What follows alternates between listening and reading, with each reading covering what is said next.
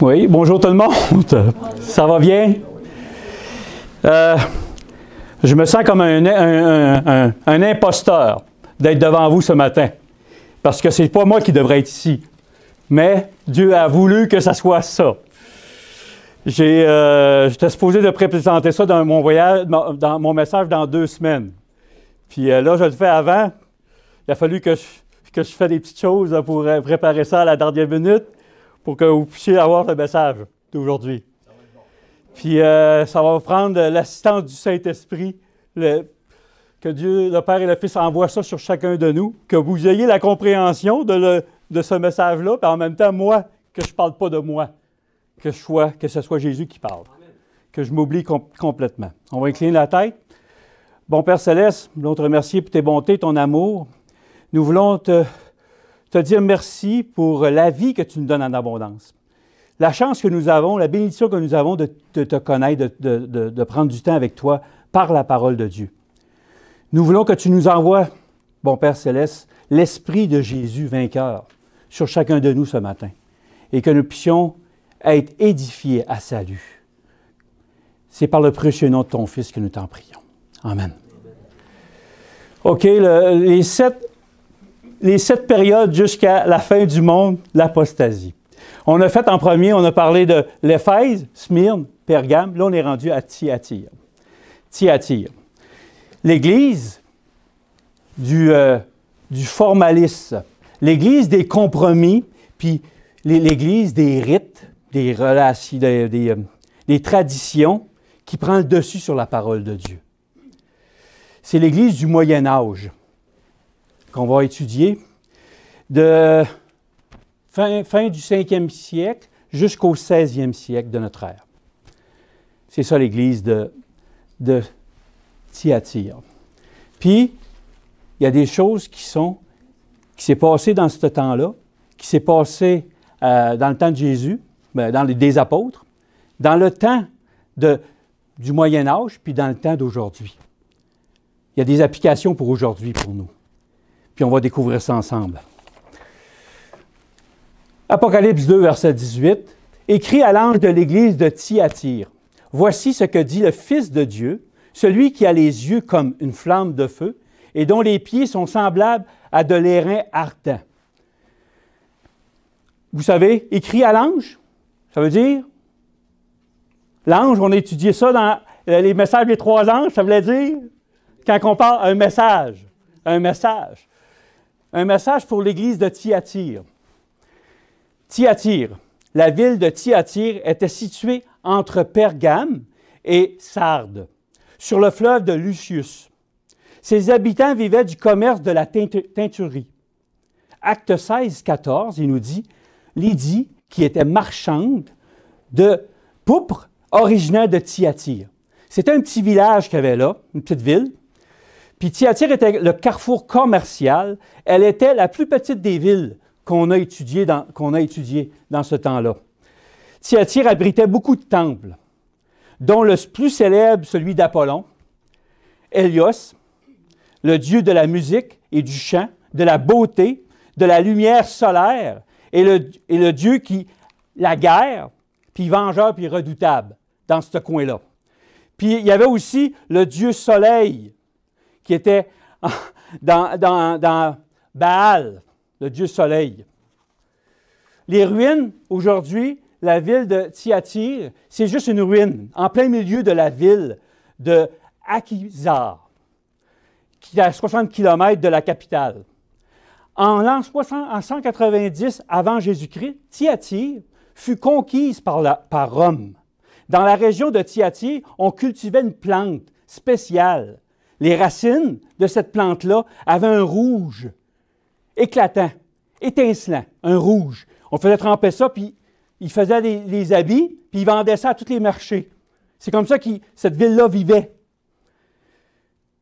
Puis c'est la seule place qu'on trouvait cette place-là, de cette plante-là, de racines. Là. Puis tous les riches de la terre, ceux que tu voyais dans ce temps-là, qui habillaient en rouge, avaient pris leur linge là, leur teinture qui était là-bas.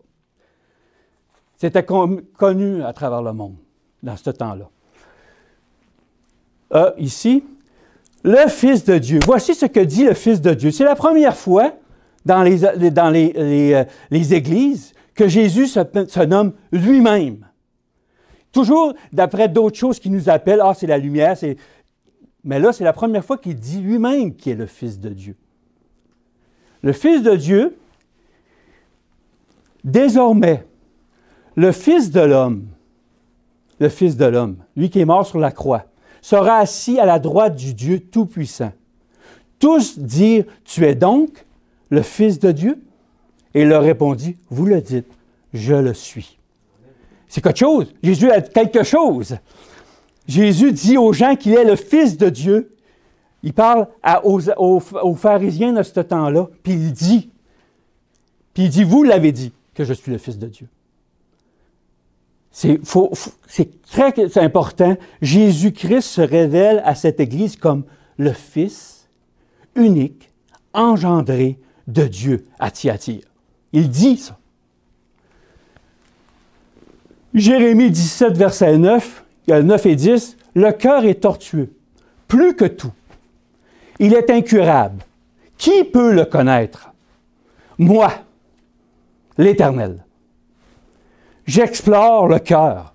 J'examine les reins pour traiter chacun conformément à sa conduite, aux fruits de ses agissements. » On dit ici, juste avant, les yeux comme une flamme de feu. Le Père aussi, il était comme une flamme de feu. Il traverse ici. Les deux ensemble sont pareils. Jésus-Christ a les yeux comme une flamme de feu. Cela signifie qu'il sonde tout jusqu'à dans le cœur et juge nos mobiles. Rien n'est caché à ses yeux. Quelles sont vos motivations du vrai Dieu? Si nous ne nous examinons pas, si nous ne nous examinons pas nous-mêmes pour regarder c'est quoi notre motivation, on va passer à côté, mes amis. Parce que si Jésus, lui, il sonde tout, il ne cache rien. Il sait tout, notre Fils, notre Sauveur. Dans Apocalypse 1, 14 et 15, sa tête et ses cheveux étaient blancs comme de la laine, blanche comme de la neige. Ses yeux étaient comme une flamme de feu. Ses pieds étaient semblables à du bronze ardent, comme s'il avait été embrasé dans une fournaise. Et sa voix ressemblait au bruit des grandes eaux. Ici, on voit ses pieds étant semblables à du bronze. Les pieds sont symboles de l'activité. Le lui, vers où nous nous dirigeons. Ils sont également la base de notre soutien et de notre équilibre, les pieds. Ils expriment dans notre solidité comment on est solide en Dieu. Donc, si ces pieds sont semblables à de l'airain ardent, nous pouvons comprendre que puisque l'airain était le métal le plus solide à ce temps-là, à cette époque, c'est donc que sa base d'acide assise de Jésus est solide, inébranlable. Le fait que l'airain était ardent nous parle de son zèle. Il ne tarde pas à faire ce qu'il doit être fait et défendre sa base. Alléluia! Amen? Il est solide, notre Sauveur. Puis il veut qu'on soit solide dans notre foi. Apocalypse 2, verset 19. « Je connais tes œuvres, ton amour, ta foi, ton fidèle service, ta constance et tes dernières œuvres plus nombreuses que les premières. » Jésus-Christ, le Fils unique de Dieu, nous dit des œuvres. Comment il était beau, l'église de Thyatire, les gens qui étaient à travers ça. Première affaire, tes œuvres, ton amour. Vous vous souvenez dans l'église d'Éphèse, ce que j'ai contre toi, c'est que tu as abandonné ton premier amour. Les autres, ils l'avaient, l'amour.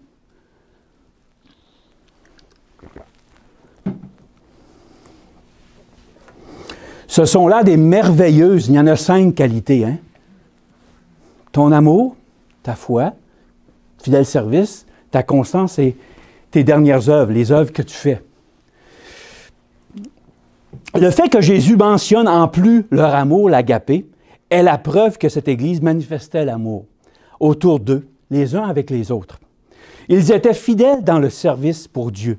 Ils œuvraient très certainement à répandre la bonne nouvelle, leur mission qu'ils avaient à faire. Ce qui est d'ailleurs la première mission de tous les chrétiens, même nous ici, en notre Église. Ils étaient constants également. Ils persévéraient. Avec le temps, ils ont certainement agrandi leur nombre. Ils ne sont pas venus juste une petite Église. Ils sont devenus nombreux. Et des avantages d'œuvre étaient possibles. C'est dans ce temps-là, dans cette époque-là, que l'Église, de 500 à 1517, c'est là qu'elle a bâti des écoles. C'est là qu'elle a bâti des églises, des orphelinats. Elle a tout fait ça, cette Église-là. Elle a fait des grandes choses pour le monde dans ce temps-là. C'est admirable qu'est-ce qu'ils ont fait. Rien que sur cette phrase, on devrait nous autres juste nous étudier là-dessus, s'examiner. Tantôt, on a dit, est-ce qu'on s'examine? Est-ce qu'on a des œuvres? Est-ce qu'on a de l'amour? Il faut se mettre en question, se poser la question. Est-ce que mon service est fidèle, ancré sur le solide? Je suis constant, je n'ai jamais de défaillance, parce que défaillance, quand que je me retourne vers le Seigneur, puis je dis, aide-moi, Seigneur. Puis, œuvre après œuvre, on a des témoignages. Je n'ai pas entendu le témoignage, je vais aller voir tantôt ma sœur Florence. Raconte-moi ton témoignage, parce que ça a l'air c'était bon. Je vais l'entendre, parce que ça, c'est une œuvre, le témoignage. Ça édifie, ça. Apocalypse 2, verset 20. Mais ce que j'ai contre toi, c'est que tu laisses la femme de Jézabel, qui se dit prophétesse, enseigner et séduire mes serviteurs, pour qu'ils se livrent à l'impudicité et qu'ils mangent des viandes sacrifiées aux idoles. Quelle est cette femme, Jézabel, qui se dit prophétesse, prétend parler de la part de Dieu, puis il fait les œuvres qu'on avait étudiées dans les premières églises, qu'il mange des viandes sacrifiées aux idoles, puis se livre à l'impudicité, ça vous fait penser à Balaam, puis Nicolaïte. 3 fois qu'il parle de ça. Sur 4 églises, il y en a 3 choses qui nous parlent de ça. Ça devrait nous allumer.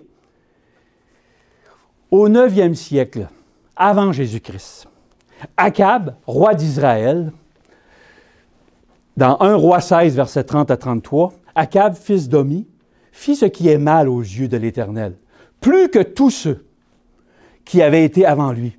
Et comme s'il c'eût été pour lui peu de choses de se livrer au péché de Jéroboam, fils de Nébat, il prit pour femme Jézabel, fille d'Ébaal, roi de Sidon, et alla servir Baal et se prosterner devant lui. Il éleva un autel à Baal, dans la maison de Baal, qu'il bâtit à Samarie. Et il fut une idole d'Astarté. Akab fit plus encore que tous les rois d'Israël qui avaient été avant lui, pour hériter l'Éternel, le Dieu d'Israël. Il règne sur les 10 tribus. Israël avait 12 tribus, puis il y a 2 tribus qu'Akab n'avait pas le contrôle, c'était la tribu de Juda et de Benjamin. C'était les 10 tribus qui étaient au nord d'Israël. Contrairement au conseil de Dieu, Dieu dit de ne pas épouser les femmes de l'extérieur. Il fait qui est le roi, lui, qui est le roi d'Israël. Elle est donc de sang royal, Jézabel. Elle-même, elle devient reine d'Israël. Et pourtant, elle était païenne. Continuant à pratiquer son culte et en faisant accompagner de 450 prophètes et Baal et 400 prophètes d'Artaxée. Imaginez, Akab se marie avec une femme qui emmène une délégation de 850 personnes avec elle. Il s'est marié sur... Oui, Akab s'est marié avec elle, mais avec les 850 prophètes. Ça change tout ça à un peuple. Pour honorer son Dieu, elle a demandé qu'on lui fasse élever un autel dans la maison de Baal à Samarie. Jézabel voulait que le culte du dieu Baal et de la déesse d'Astarté devienne la religion nationale d'Israël. Jézabel a fait tuer les prophètes et prêtres juifs. Mais le fidèle Adias, si vous lisez l'histoire, en a sauvé 100 par 50 dans des grottes pour pas qu'ils soient tués les prophètes d'Israël. Vous pourrez ça lire dans Romains 1 roi 18, versets 17 et 40. Je vous encourage à lire ça chez vous, c'est important.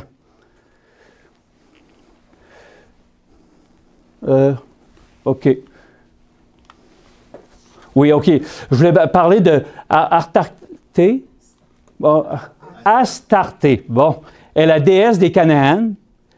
Elle est plus souvent associée au dieu de tempête de Baal. C'est la reine, c'est la déesse de l'amour, du sexe, des guerres, de toutes sortes de ces choses-là. C'est elle qui était honorée. Puis Baal, lui, c'était le dieu soleil. C'est important de comprendre ça. Qu'est-ce qui est rentré dans Israël à ce moment-là? Ici. 1 roi 21, chapitre, versets 4 et 25. Akab rentra dans sa maison, triste et irrité, à cause de cette parole que lui avait dite Nabob de Gisèle. « Je ne te donnerai pas mon héritage de mes pères. » Et il se coucha sur son lit, détourna le visage et ne mangea rien. Proche du temple, il y avait un terrain, une belle vigne qui poussait. Il y avait Nabob qui avait cette vigne-là. Lui, le roi passe devant, il dit « Hey, je vais l'avoir. Ça m'appartient, ça. » Puis il a demandé « Donne-moi ton héritage, je vais même te le payer. » Mais lui, il ne voulait pas perdre son héritage, Nabob. C'était depuis des générations qu'il y avait ça. Puis là, il est parti à pleurer, il était dans son lit, il s'est couché. Mais il n'y a eu personne qui se voit vendu comme Akab pour faire ce qui est mal aux yeux de l'Éternel. Et Jézabel, sa femme, l'a excité. Avide de pouvoir, Jézabel, sanguinaire, séductrice. Pour arriver à ses fins, c'est une figure des plus négatives de toute la Bible. Elle stigmatise la collision entre la politique et le religieux. Et la persécution qui s'ensuit, la persécution est arrivée sur tout Israël. Imaginez, tous les prophètes quasiment sont morts. C'est malheureusement le rôle joué par le dirigeant de l'Église pendant tout le Moyen Âge qu'on voit. La même chose s'est passée dans le temps de Akab, s'est passé dans le temps du Moyen Âge avec l'Église. C'est la même chose. Même chose.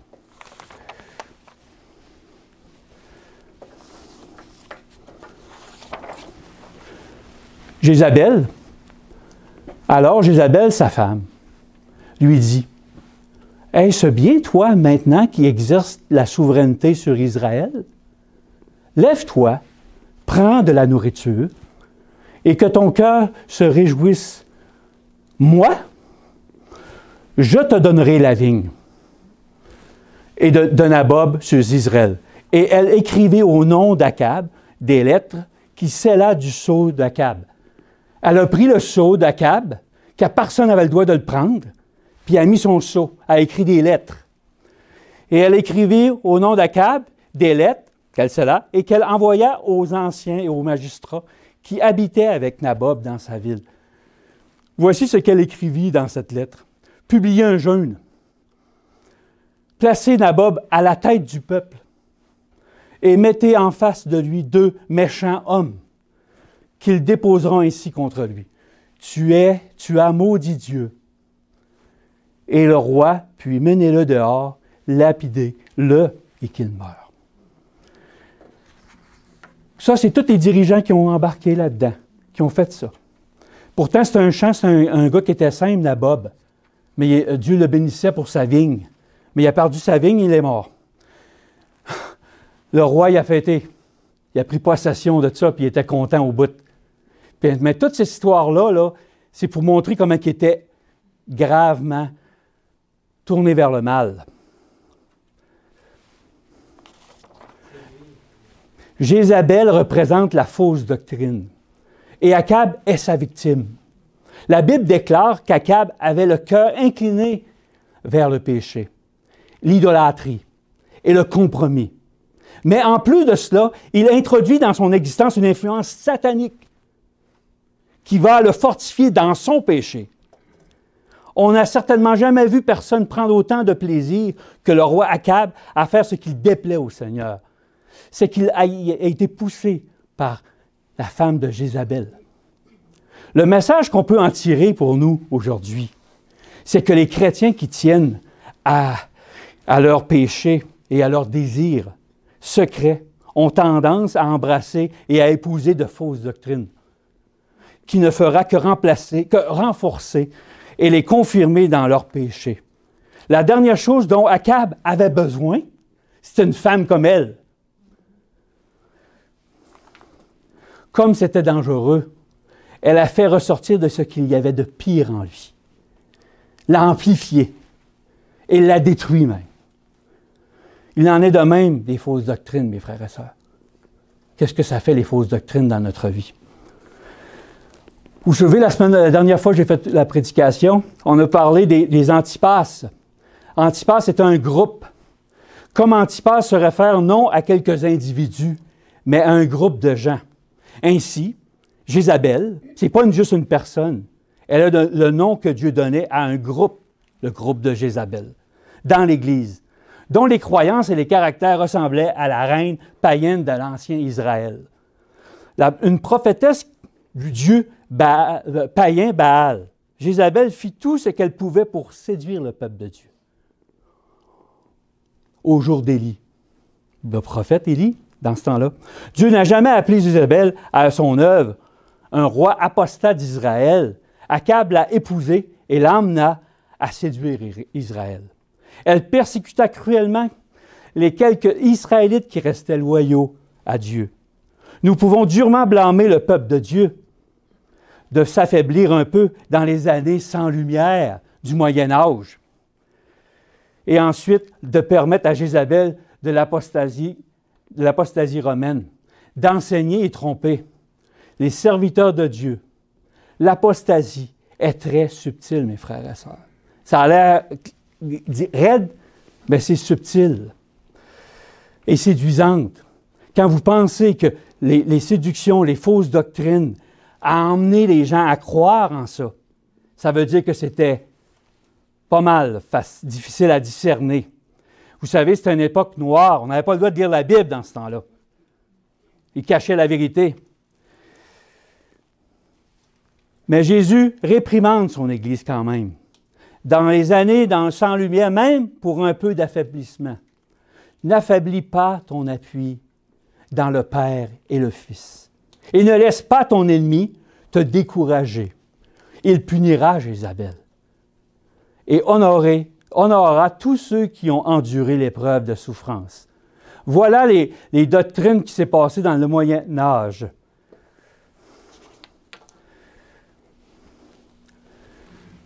Fausse doctrine. L'évêque de Rome, en 607 après Jésus-Christ, prend le titre papal, signifiant Père. Dans Matthieu, chapitre 23, verset 9, il nous a dit « N'appelez personne sur la terre votre Père, car un seul est votre Père, celui qui est dans les cieux. » Amen. L'Église, en 709, adopte le rite de baissement des pieds du pape.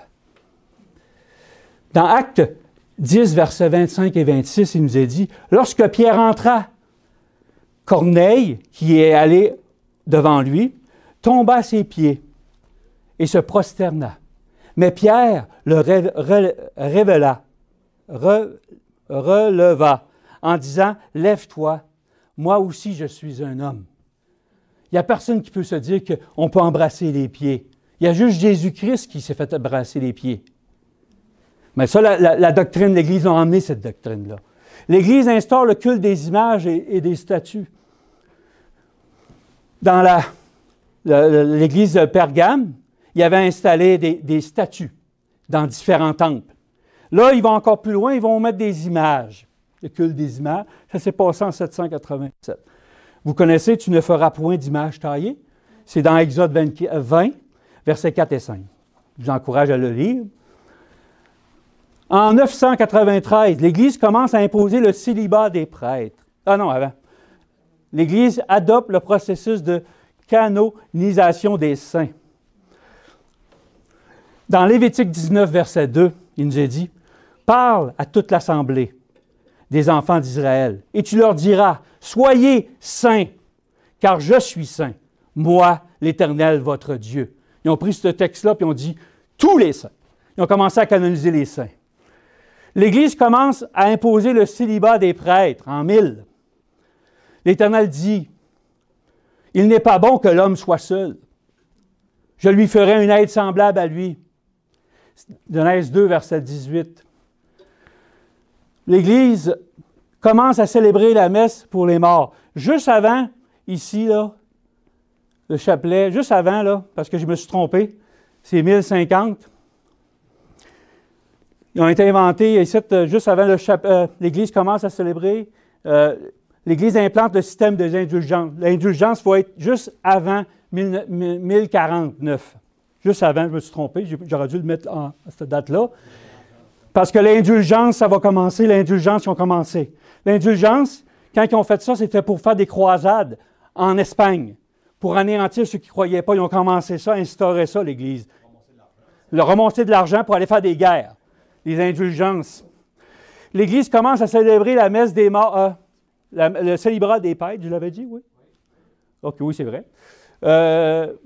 L'autre, OK, la messe des morts.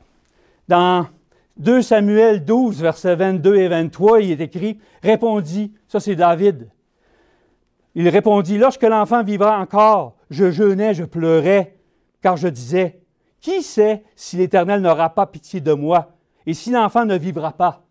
Maintenant il est mort. Pourquoi jeûnerai-je? Puis, pourquoi je vais faire un jeûne pour un mort? Puis, je le ferai revenir. J'irai vers lui, mais il ne reviendra pas vers moi. » On veut dire que les morts, quand ils sont morts, on est morts. On n'a plus rien à faire avec ça. Mais l'Église a fait que les morts, c'est important. Le chapelet et le rosaire apparaissent dans l'Église. Dans Matthieu 6, verset 7, en priant, c'est Jésus qui dit, « Ne multipliez pas les vaines paroles comme les païens, qui s'imaginent qu'à force de paroles, ils seront exaucés. » L'Église, OK, j'ai parlé, l'Église se donne le pouvoir de pardonner les péchés. Dans Isaïe 43, verset 25, « C'est moi l'Éternel, moi qui efface les transgressions par l'amour de moi, et je ne me souviendrai plus de tes péchés. » Dans 1 Timothée 2, verset 5, « Car il y a un seul Dieu et aussi un seul médiateur entre les dieux et les hommes, Jésus-Christ, homme. » L'Église instaure la confession, devenant un intermédiaire entre Dieu et le peuple pour la confession des péchés. Le prêtre, les confessions. Pourtant, il y a juste Dieu qu'on doit se demander pardon. Je vais peut-être poser une question, mais en 1187 et 215, c'est pas mal la même chose, non? De pardonner les péchés. Oui, pardonner, ça c'était... Confession, ça va pas ensemble? Oui, ils ont commencé ça. Avant ça, c'était juste le pape qui pouvait pardonner. Puis là, il a mis ça à sa gang de prêtres, de pardon. Il a commencé par lui, puis après ça, il l'a mis à son équipe qui était avec lui. OK, dans ça... Hein? On devrait-tu les faire brûler? OK. Après ça, oui, j'ai fait ça. OK. Jean, l'autre page. L'Église adopte le dogme de la transsubstantiation, selon laquelle le pain et le vin deviennent le corps et le sang de Jésus-Christ. Jean, un matin, tu l'as lu? Dans Jean 6, versets 54 et 63, « Celui qui mange ma chair et qui boit mon sang a la vie éternelle, et je le ressusciterai au dernier jour. C'est l'Esprit qui vivifie. La chair ne sert à rien. Les paroles que je vous dis sont esprit et vie. » Amen. L'Église instaure le système des œuvres surrogatoires, soit les œuvres qui s'ajoutent au sacrifice de Jésus pour le salut.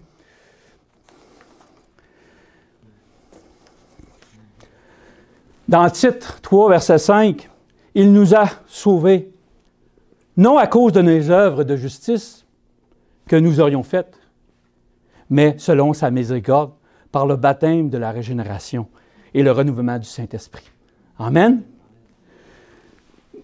L'Église adopte le rite de la confirmation palliant aux problèmes posés par le baptême des bébés inconscients à leur choix. Il y avait dans la dernière, on avait parlé de ça, qu'ils avaient fait les baptêmes de bébés. Mais là, comment on fait pour régler ça? Ils ont institué la confirmation. Pour dire que mélanger l'Église, puis ça a tout rentré, puis ça a été accepté un après l'autre dans l'Église. L'Église adopte la notion du purgatoire, soit un lieu où les âmes des justes expirent leurs péchés avant d'accéder à l'éternité. En 1439. On sait, on a vu la semaine passée, c'est Sébastien qui a présenté ça, il dit « Les vivants, en effet, savent qu'ils mourront, mais les morts ne savent rien. Il y a pour eux plus de salaire puisque la mémoire est oubliée.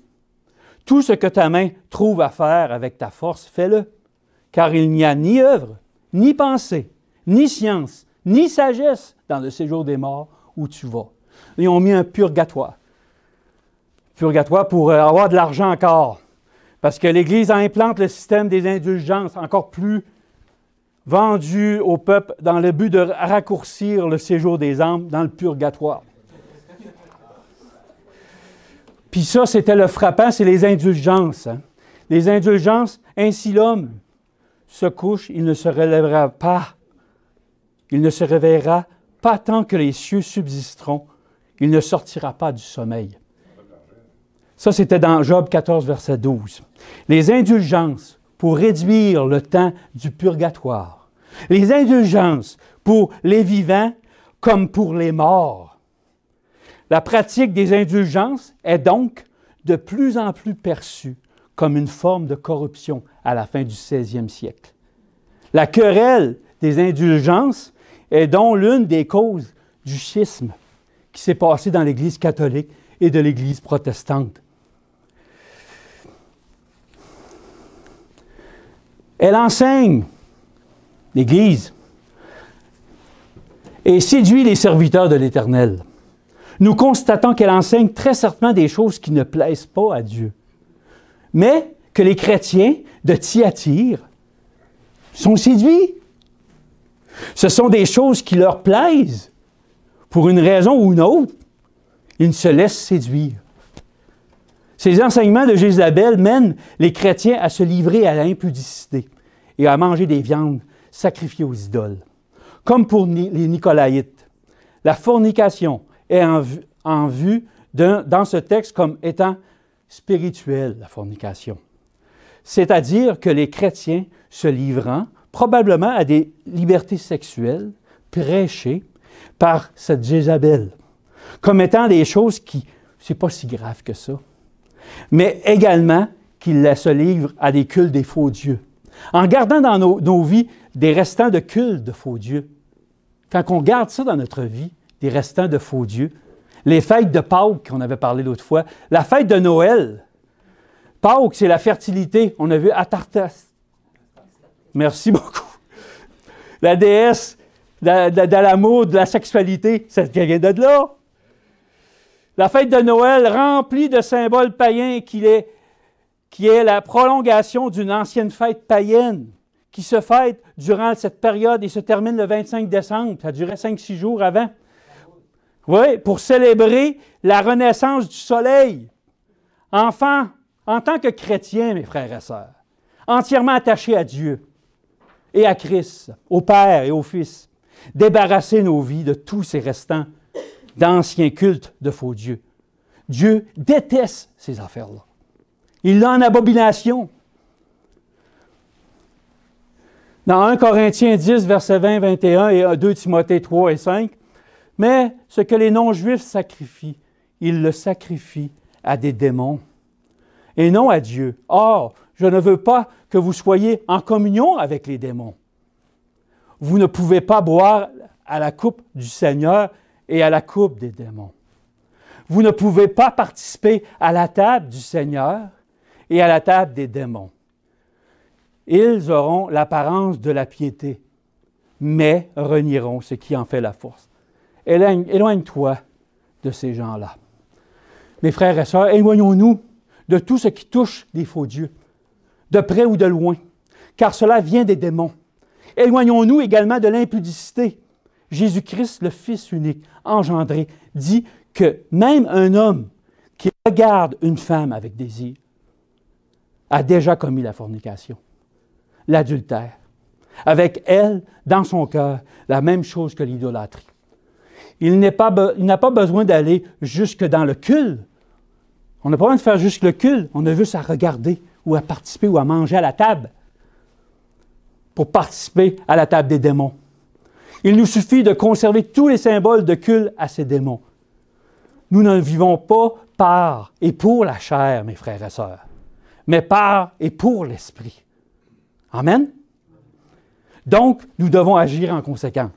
Amen? Ceux qui enseignent la doctrine de Jézabel et ses victimes ne sont pas ouverts à la conviction de l'esprit, de la vérité. Et quand il se verra venu, il convaincra le monde en ce qui concerne le péché, la justice et le jugement. De péché, parce qu'il ne croit pas en moi. De justice, parce que je m'en vais au Père. Puis de jugement, parce que le prince de ce monde est jugé. Nous devons être dans l'état de repentance et de sainteté. Apocalypse 2, verset 21, « Je lui ai donné du temps afin qu'elle se repentît. Et elle ne veut pas se repentir de son impudicité. » Le Seigneur, dans 2 Pierre 3, verset 9, le Seigneur ne tarde pas dans l'accomplissement de la promesse, comme quelques-uns le croient, mais il use de patience envers vous, ne voulant pas qu'aucun périsse, mais voulant que tous arrivent à la repentance. Amen. Dans 1 Roi, la chute de l'histoire qu'on a vue avec Jézabel, 21, 28, 29, et la parole de l'Éternel fut adressée à Élie. Tishbit en ces mots. As-tu vu comment Akab s'est humilié devant moi? Parce qu'il s'est humilié devant moi, je ne ferai pas venir le malheur pendant sa vie. Ce sera pendant la vie de son fils qui le fera venir le malheur sur sa maison. Akab, l'homme qui fait le plus de mal, il se demande pardon, puis Dieu l'accepte son pardon. Est-ce qu'il a changé après? Non. Mais Dieu, à cause qu'il avait le cœur de désir vers ça, s'il aurait continué à faire ça, il aurait resté avec lui. Mais il a continué dans son vice, à cause qu'il était poussé par Jézabel, qui lui soufflait toujours des choses. Mais Dieu est bon, parce qu'il pardonne quand même. C'est pour dire que Dieu, nous aussi, on a fait des erreurs. On demande au Seigneur de nous aider à revenir à lui. Ici, il y a eu les Vaudois qui ont commencé à changer quand les indulgences ont commencé en 1050, que je vous avais dit tantôt. Les Vaudois ont dû susciter les Vaudois. Ici, après ça, il y a eu John Wycliffe, de 1339 à 1384. Après ça, il y a eu Jean Hus, puis Jérôme de Brague. C'est tous des chrétiens qui étaient dans l'Église catholique, qui étaient fervents dans l'Église catholique, puis en lisant la Bible, ils ont changé. Oui.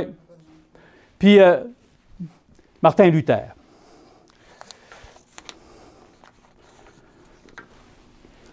Le 4e concile de Latran, où le pape Innocent III réaffirme les fondements de la politique catholique contre les hérétiques, instaure une ségrégation contre les Juifs et déclare les Vaudois hérétiques. C'est le début de l'Inquisition, au début.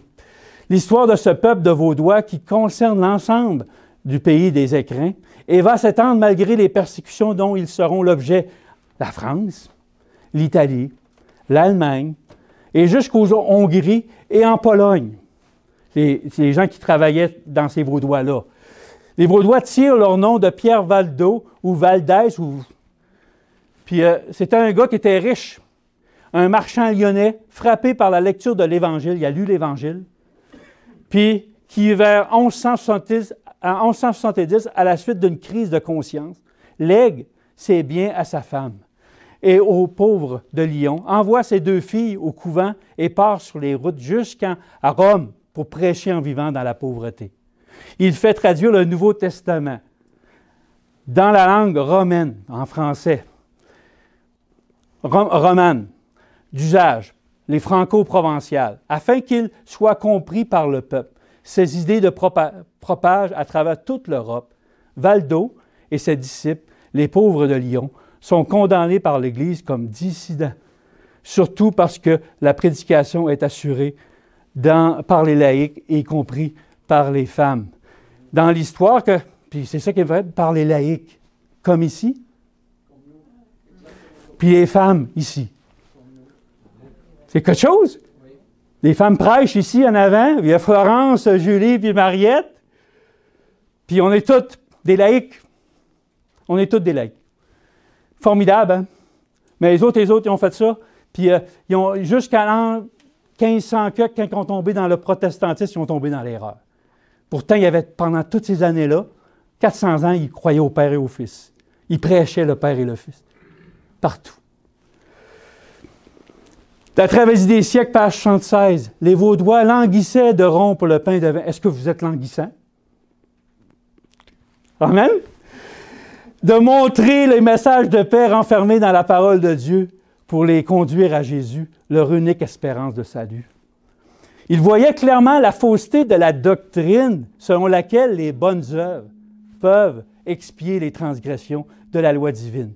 Se reposer sur les mérites humains, c'était voiler l'amour infini de celui qui est mort pour nous. Si Jésus s'est offert en sacrifice, c'est parce que notre race déchue ne peut rien faire qui la recommande aux yeux de Dieu. Les mérites d'un sauveur crucifié et ressuscité forment la base de la foi chrétienne. Amen? C'est ça la vraie Église.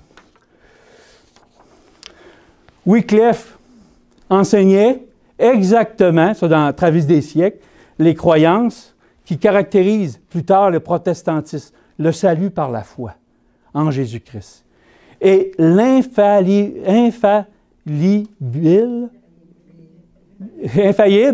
et la souveraineté autorité de la Sainte Écriture. La Bible, le livre des livres. Le livre des livres. Les prédicateurs envoyés par lui répandaient la Bible et les écrits du réformateur avec un tel succès que bientôt la moitié du peuple anglais avait accepté la foi nouvelle. Amen? La moitié du peuple en Grande-Bretagne. Dans la tragédie des siècles, au lieu d'écouter l'Église, OK, ça c'est une autre chose que je vais vous montrer.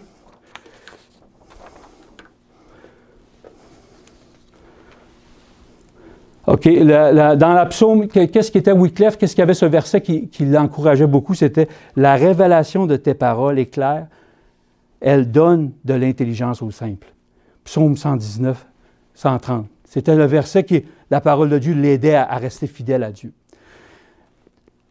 Les gens de l'Angleterre qui ont été touchés par le message de Wycliffe sont partis à Prague. 2 savants, des hommes très intelligents. Puis, il avait dit, l'Église catholique avait dit, tu ne pêcheras plus, tu n'as plus le droit de prêcher. Mais les autres, ils ont décidé de prêcher pareil. Comment ils vont faire ça pour ne pas se faire persécuter, pour se faire arrêter? Ils ont décidé de faire un tableau. Ils ont affiché ça dans l'écran à Prague. Ils ont fait le Jésus-Christ qui rentre à Jérusalem avec la pauvreté, puis ils l'ont fait rentrer dans Jérusalem, puis ils ont montré aussi le pape comment il était, à côté. Puis ils n'ont pas parlé un mot, mais juste à voir ça, là, ça les a assez touchés, les gens. Jean Hus, lui, est devenu chrétien. Il a étudié dans la Bible. En voyant ça, il a dit, moi, je vais lire les écrits de Wycliffe, qu'est-ce qui parle de l'amour de Jésus, puis il a découvert.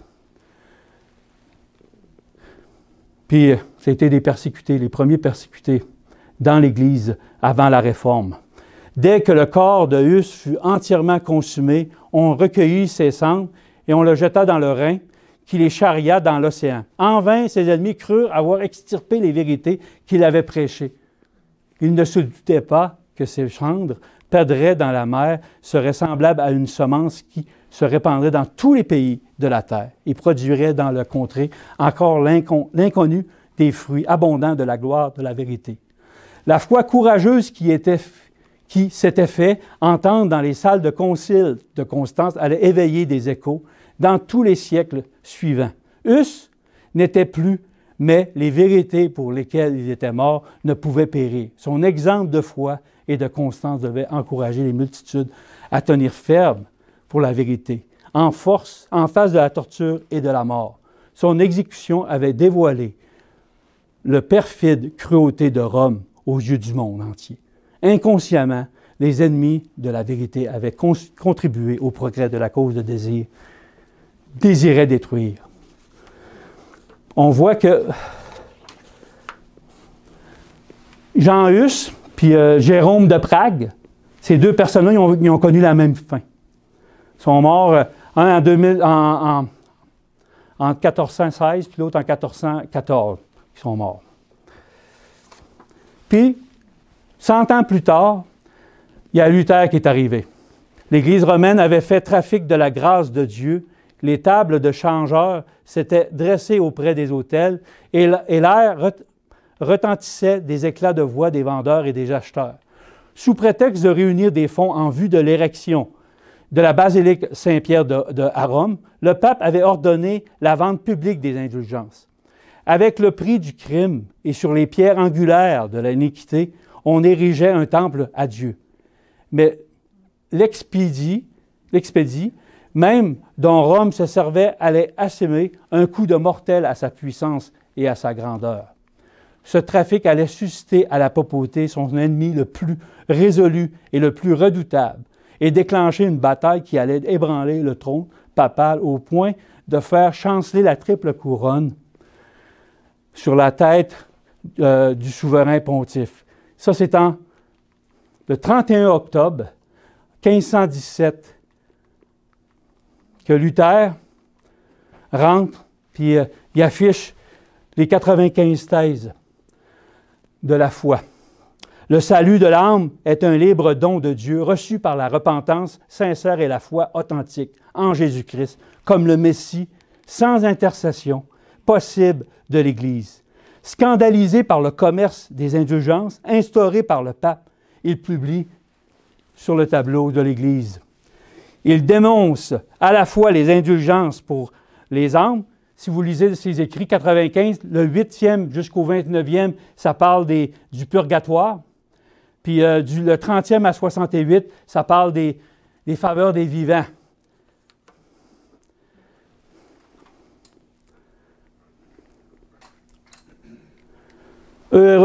Hébreux 11, verset 39, 12 à 1.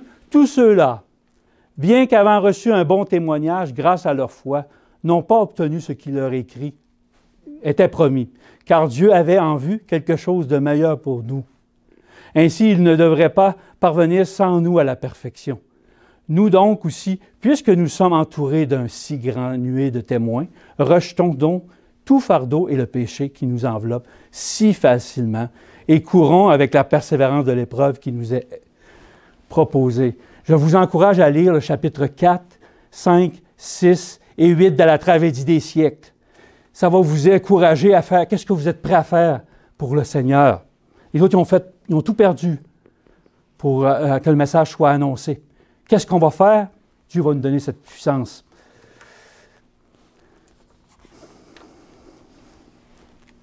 Ici. Apocalypse 22, versets 22 et 23. « Voici, je vais jeter sur un lit et envoyer une grande tribulation à ceux qui commettent l'adultère avec elle, à moins qu'ils ne se repentent de leur œuvre. Je ferai mourir de mort ces enfants. Et toutes les églises connaîtront que je suis celui qui sonde les reins et les cœurs, et je vous rendrai à chacun selon vos œuvres. » Voilà le châtiment que l'Église a eu dans le temps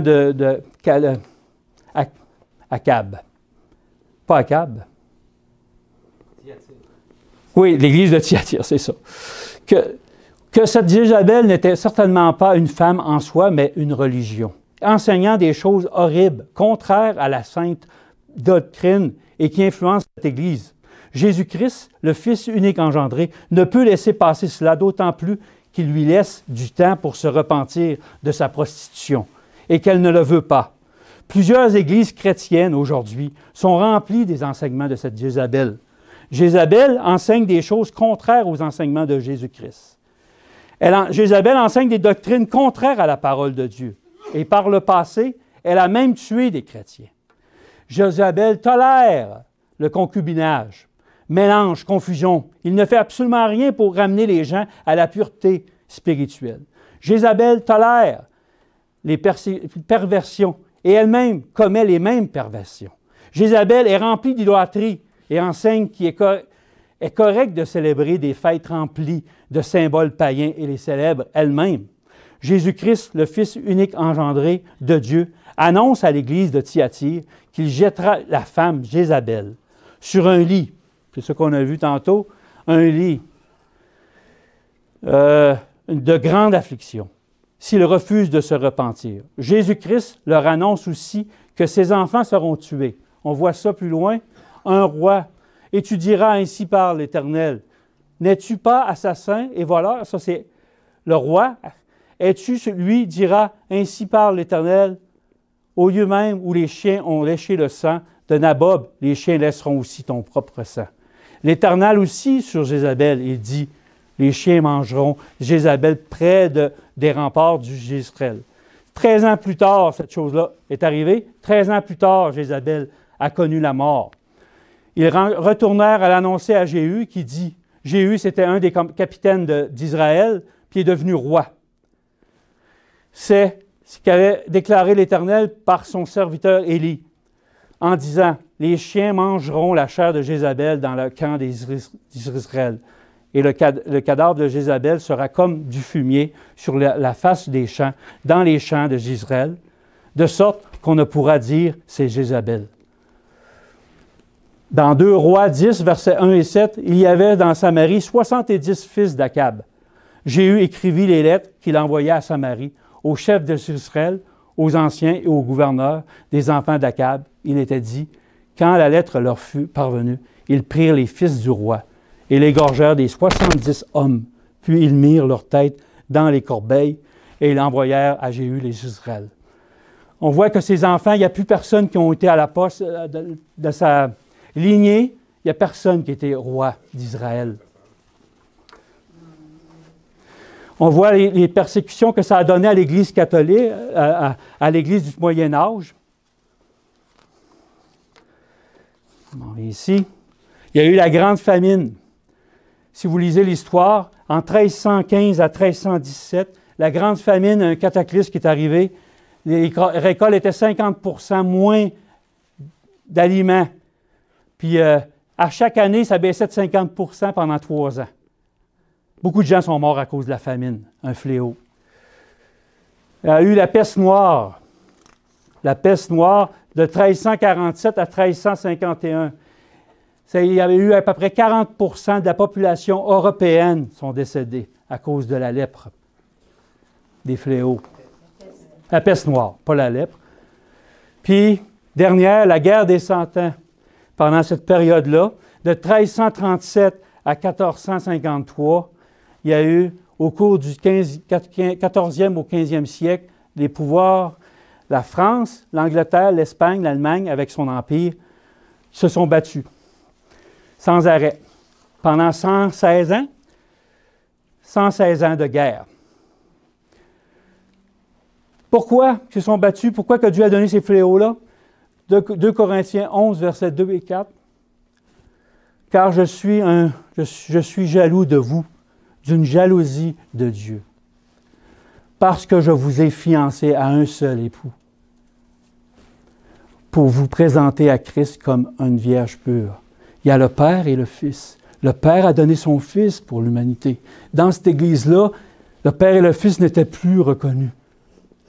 Mais le Père et le Fils. En effet, si quelqu'un vient vous prêcher un autre Jésus, que celui que nous avons prêché, ou si vous recevez un autre esprit que celui qui vous avait été reçu, ou un autre évangile que celui que vous avez accepté, vous ne supporterez très bien. Ça veut dire que un autre Jésus, un autre esprit, un autre évangile, c'est la même personne. C'est Jésus-Christ. Il est l'Esprit. Il est le Fils. Il est l'Évangile. On avait étudié ça dans les messages des 3 anges. L'Évangile, c'est le Fils de Dieu. Quand on oublie ça là, dans notre vie, on est capable de supporter, de changer de track. Quand on a le Père, on n'a plus le Père et le Fils dans notre vie, qu'on concentre, tranquillement, il va rentrer des mauvaises vérités dans notre vie. Des choses qui vont nous corrompre sans s'en rendre compte. Toutes les églises connaîtront, mes frères et sœurs, que je suis celui qui sonde les reins et les cœurs, le Père et le Fils. Apocalypse 2, versets 24 et 25. « À vous tous, les autres Thyatire, qui ne reçoivent pas cette doctrine et qui n'ont pas connu la profondeur de Satan, comme il les appelle, je vous dis, je ne mets pas sur vous d'autres fardeaux, seulement ce que vous avez, retenez-le, jusqu'à ce que je vienne. » Une chance, dans l'Église du Moyen Âge, il y avait des vrais sincères qui étaient dans l'Église, il y avait du monde.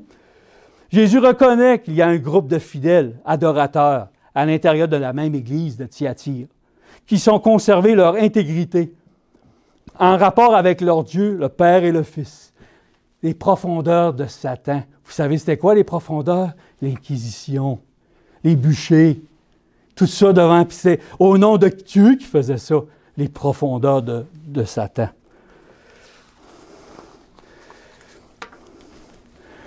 Mais Dieu est bon. 1 Roi 19, 18, Romains 11, 14. « Mais je vais laisser en Israël 7000 hommes du temps de Jézabel. » Élie pensait qu'il était tout seul, mais il y en avait 7000. Ce sont tous ceux qui n'ont pas plié le genou devant Baal et dont la bouche ne l'a point embrassé. Mais, quelle réponse Dieu lui donne-t-il? Je me suis réservé 7000 hommes. Ils n'ont pas plié le genou devant Baal. Amen?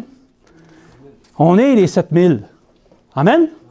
Voulez-vous le crier? On est-tu les 7000? De descendants des 7000? Même si on est un petit groupe, mes amis. Dans 1 Corinthiens 2, verset 10, Romains 11 et 33, Dieu nous a révélé par l'Esprit. Car l'Esprit sonde tout, même les profondeurs de Dieu. L'Esprit sonde tout. Jésus sonde tout dans les profondeurs de Dieu. Il sort de Dieu. Il sort de Dieu. Ô profondeur de la richesse de sa sagesse et de la science de Dieu, que ses jugements sont insondables et ses voies incompréhensibles, car qui a connu la pensée du Seigneur? Ou qui a été son conseiller? Jésus-Christ. Amen? Éphésiens 3, versets 14 et 19. À cause de cela, je fléchis le genou devant le Père, pas devant Baal, devant le Père, duquel tire son nom toute famille dans les cieux et sur la terre, afin qu'il vous donne, selon la richesse de sa gloire, d'être puissamment fortifié par son esprit dans l'âme intérieure, en sorte que Christ, c'est lui, par son esprit, en sorte que Christ habite dans vos cœurs par la foi, afin qu'étant enraciné et fondé dans l'amour, vous puissiez comprendre avec tous les saints quelle est la largeur, la longueur, la profondeur et la hauteur, et connaître l'amour de Christ, qui surpasse toute connaissance, en sorte que vous soyez remplis jusqu'à toute la plénitude de Dieu. Alléluia! Que vous puissiez comprendre, connaître, connaître toute connaissance, puis être rempli du Seigneur. Alléluia!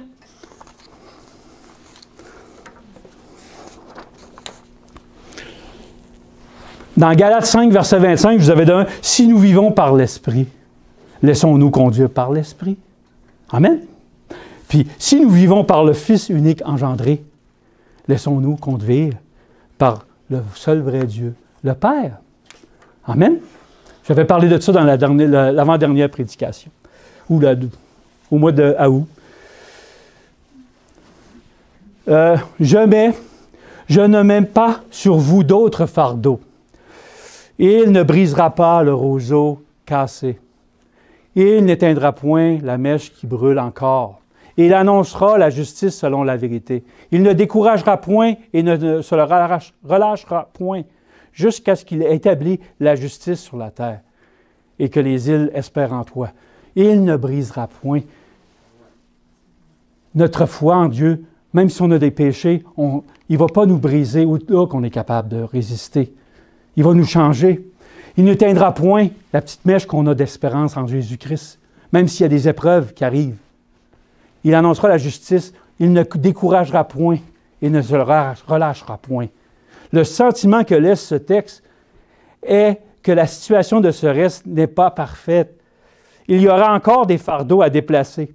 Mais le fait de rester un homme de Dieu, plein de foi et d'amour dans un milieu aussi corrompu que la cour des Borgia, la royauté en Moyen-Âge, là, d'être fidèle à ce moment-là, on est dans une époque encore pire que ce temps-là. Mais il n'y a pas de bûcher, mais on est pire qu'aujourd'hui. Car il a paru bon au Saint-Esprit et à nous de nous imposer d'autres charges que ce qui est nécessaire, savoir de vous abstenir des viandes sacrifiées aux idoles, du sang des animaux étouffés et de l'impudicité, chose contre laquelle vous trouverez bien de vous tenir en garde. Toutes les choses de Noël, de Pâques, ces affaires-là, on ne devrait plus pratiquer ça. C'est fini, ça. Parce qu'ils ne demandent pas plus ça. Juste être un témoignage, je vais avoir des occasions de témoigner énormes pendant Pâques, pendant Noël. Puis il y a d'autres fêtes. Bien, juste ça, là. Vous allez avoir l'occasion de... Parce que le monde agite, ils sont envoyés dans cette affaire-là. Seulement ce que vous avez, retenez jusqu'à ce que je vienne. La doctrine du salut par la grâce. Le salut était un don gratuit de Dieu et non le fruit de nos bonnes œuvres. Et non le salut par grâce, message transmis jusqu'à aujourd'hui. Dans Apocalypse 2, versets 26 et 27, « À celui qui vaincra et qui gardera jusqu'à mes œuvres, je donnerai l'autorité sur les nations. Et il les pètera avec une verge de fer comme on brise des vases d'argile, ainsi que moi-même, j'en ai reçu le pouvoir de mon Père. » Dans le verset 19, il nous disait « tes œuvres ». Dans le verset 23, il nous parle de vos œuvres. Puis ici, il nous parle, juste avant, mes œuvres, qui parlent. On voit comme un cheminement qui nous emmène dans cette église-là. Oui, tu te penses bon, tu as fait des bonnes choses, tout ça. Tu as fait des belles choses, tout le kit, mais Dieu, il veut qu'on focus sur ses œuvres à lui, mes œuvres. L'œuvre de Jésus, c'est de produire en nous le fruit de l'Esprit. C'est de transformer notre caractère à son image. Aimant, joyeux, paisible, patient, bon, bienveillant et fidèle. Puis dans les œuvres de Dieu, du Père, Exode 34, versets 6 et 7, « Et l'Éternel passa devant lui et s'écria, l'Éternel, l'Éternel, Dieu miséricordieux, compatissant, lent à la colère, riche en bonté et en fidélité, qui conserve son amour jusqu'à 1000 générations, qui pardonne l'iniquité, la rébellion et le péché, mais qui ne tient point le coupable pour innocent. » Alléluia! Ça, c'est le caractère de Dieu, de l'Éternel, du Père. Jésus 6, dans Jean 6, verset 29, Jean 14, verset 12 et 13, que Sébastien a dit, Jésus leur répondit, « L'œuvre de Dieu, c'est que vous croyez en celui qui m'a envoyé. » L'œuvre de Dieu. En vérité, je vous le dis, celui qui croit en moi fera aussi les œuvres que je fais, et il en fera de plus grandes, parce que je m'en vais au Père, et tout ce que vous demandez en mon nom, je le ferai afin que le Père soit glorifié dans le Fils. J'avais de la misère avec ce verset-là. Il m'a fait des affaires plus grandes que Jésus. C'est lui qui fait les choses. C'est impossible que je fasse des affaires plus grandes que lui. Impossible. Non. Mais là, Jésus m'a fait réaliser que l'œuvre de Dieu, c'est de louer l'Éternel. Quand tu loues l'Éternel, le Père, parce que Jésus, il avait vécu sur la vie juste à louer son Père. l'œuvre la plus grande qu'on va faire, c'est de louer le Père, notre Père. Il va nous donner cette puissance-là, puis c'est ça que Dieu dit, on va faire des plus grandes œuvres que Jésus. Les œuvres, c'est de parler au nom du Père. C'est grâce à lui, parce que l'Église, au monde, il croit en la Trinité aujourd'hui. Il croit au Père, au Fils et au Saint-Esprit. C'est une fausseté. C'est une fausseté, ça. Puis là, Dieu nous met à cœur de parler du Père et du Fils. C'est l'œuvre de Dieu qui nous demande de faire ça, de parler du Père et du Fils. Quiconque est transgresseur et ne demande pas et ne demeure pas dans la doctrine de Christ n'a point Dieu. Celui qui demeure dans la doctrine de Christ a le Père et le Fils. Si quelqu'un vient à vous et n'apporte point cette doctrine, ne le recevez point dans votre maison et ne le saluez point, car celui qui le salue participe à ses mauvaises œuvres. Alléluia! Dieu veut qu'on parle du Père et du Fils. Quand quelqu'un vous dit, parle d'autres choses, Seigneur, aide-moi à parler de toi. Jésus, il parlait juste de son Père. Il s'oubliait totalement, c'est toujours son Père. Puis il nous a montré qu'il faut parler de Jésus puis de son Père. C'est ça qui nous laisse. Comment? Plus qu'on reste dans cette vérité-là, plus qu'on reste fidèle, inébranlable.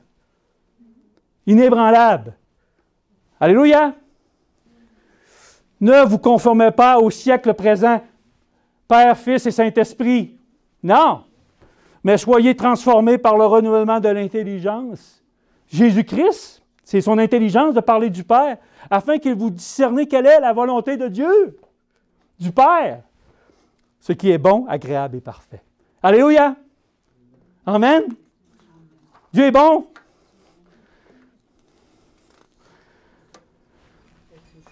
Oh, je suis en train de perdre l'affaire. Bon.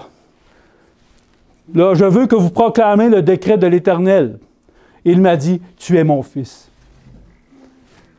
Je t'ai engendré aujourd'hui. Demande-le, moi, et je te donnerai les nations et les héritages, les extrémités de la terre en possession. Tu les briseras avec une cèpe de fer, tu les briseras comme les vases d'un potier. Et maintenant, roi, conduisez-vous avec sagesse. Roi, jugez, juge de la terre, laissez-vous instruire. Servez l'Éternel avec crainte.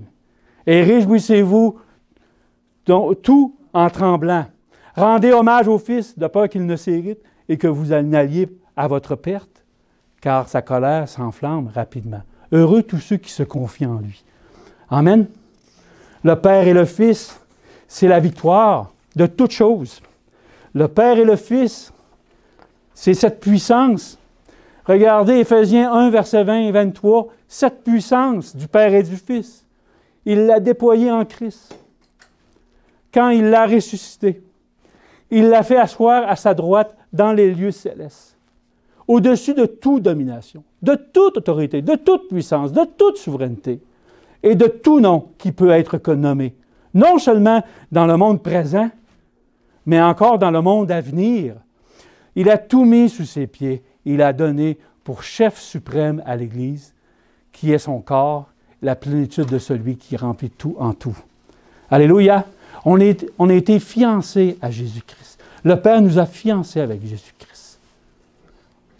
Dieu veut avoir juste une relation. Le Père, qu'on ait la relation avec Jésus, qu'on grandisse cette relation-là. C'est ça qu'il veut.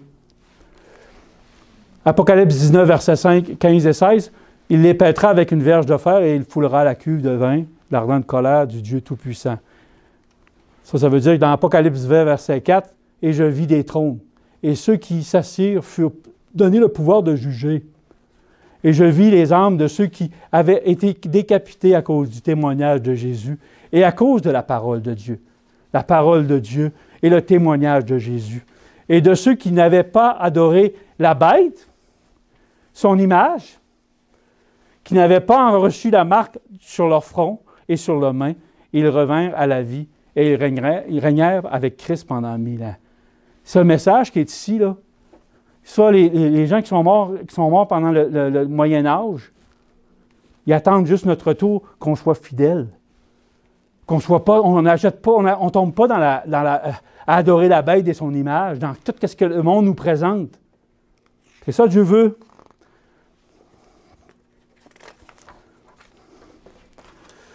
On arrive à la fin. Il en reste 3. Pas pire, vous êtes pas mal patient. Pas le choix. Hein? Apocalypse 2, versets 28 et 29. « Je lui donnerai l'étoile du matin. Que celui qui a des oreilles entende ce que l'Esprit dit aux églises. » Moi, je voulais juste... Le verset qui est ici, là, c'est la première fois. Après ça, ça va changer. Là. C'est la première fois que Dieu change.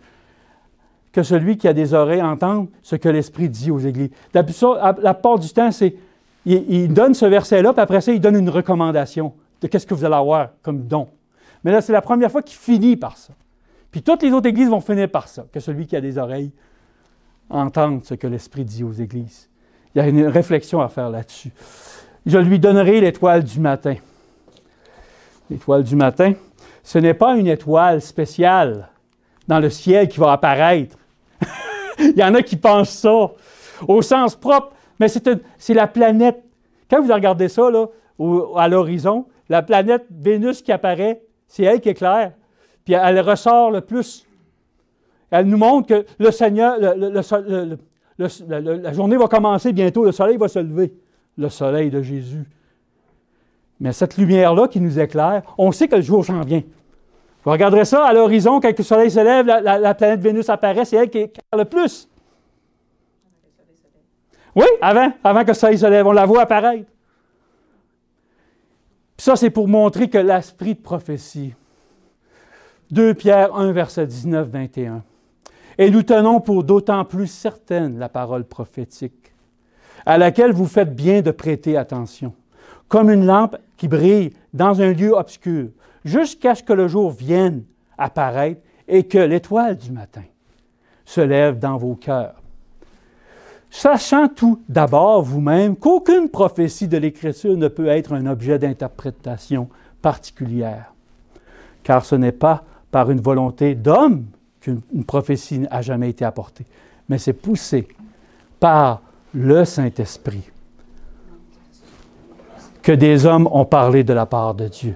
Poussé par le Saint-Esprit, le Consolateur, le Rédempteur, poussé par Jésus-Christ, que des hommes ont parlé de la part de Dieu. Amen? Le témoignage de Jésus, c'est l'esprit de prophétie. C'est la petite lumière qui apparaît, qui nous éclaire, qui pointe vers le soleil qui va se lever. Le soleil, le retour de Jésus qui s'en vient sur nous pour nous sauver, pour venir chercher son peuple. Il faut s'attacher au retour de Jésus, il faut en parler plein. À Tite 2, verset 10, verset 12, à ne rien détourner, mais à montrer une entière fidélité, afin de faire honorer en toutes choses la doctrine de Dieu notre Sauveur, car la grâce de Dieu pour le salut de tous les hommes a été manifestée. A été manifestée? Jésus-Christ? La grâce de Dieu a été manifestée, c'est Jésus-Christ. Elle nous enseigne à renoncer à l'impiété, première chose de l'impiété, et aux convoitises mondaines, et à vivre en ce présent siècle, aujourd'hui, dans la tempérance, dans la justice et dans la piété. Amen? Dieu nous appelle à une grande mission à nous, chacun. Mais il va faire ça dans notre vie. C'est lui qui va le faire. Il faut être juste disponible. Que la parole de Dieu nous aide à rechercher sa présence à chaque instant. À creuser à fond, à sonder dedans dans les Écritures. Puis, on sait que Dieu a commencé une œuvre dans chacun de nous, puis il va la terminer. Mais il faut y croire. Puis Dieu nous donne tout pour qu'on soit stable, inébranlable. Il ne nous manque rien, mes frères et sœurs. Que Dieu vous bénisse, qu'il vous garde. C'est ma prière de rechercher sa présence. Lisez l'esprit de prophétie. Travaillez des siècles. Lisez-le. C'est le livre qui nous éveille à nous tourner vers le Seigneur. Que Dieu vous bénisse. Amen.